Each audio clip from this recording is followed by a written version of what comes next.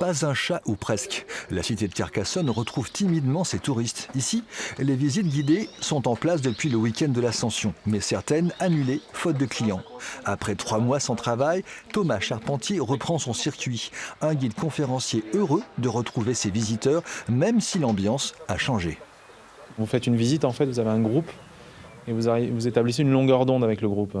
Plutôt basse, plutôt haute, plutôt drôle, plutôt conviviale, plutôt sérieuse. Narbonne devient le 2e port de l'Empire romain, après Rome. On est à 40-50 km d'un des plus grands centres commerciaux de la Méditerranée à l'époque.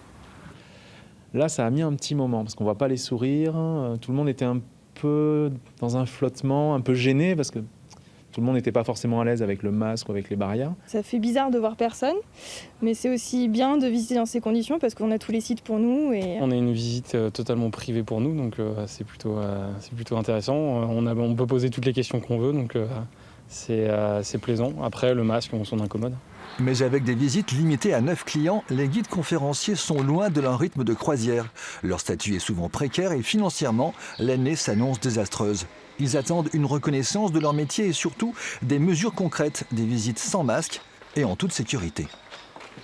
Ce serait intéressant que tous les guides conférenciers puissent obtenir un financement, une aide, pour pouvoir s'équiper de petits systèmes d'audiophone. Ce qui permettrait de parler dans un petit micro qui est personnel. On n'aurait plus besoin de prendre celui des cars, on n'aurait plus besoin de faire de l'échange. Et en même temps, chaque client pourrait avoir son système d'écoute qui permet justement d'avoir une certaine distanciation. De son côté, l'Office de tourisme s'engage à répartir les visites entre les 20 guides carcassonnais en attendant des gens meilleurs. On a un public aujourd'hui venant de plus loin, qui est francophone essentiellement.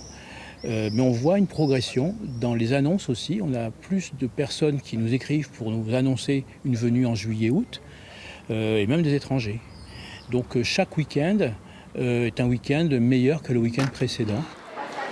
Autre élément positif, l'affluence touristique dans la cité médiévale s'étend désormais jusqu'à fin septembre, ce qui pourrait peut-être sauver la saison.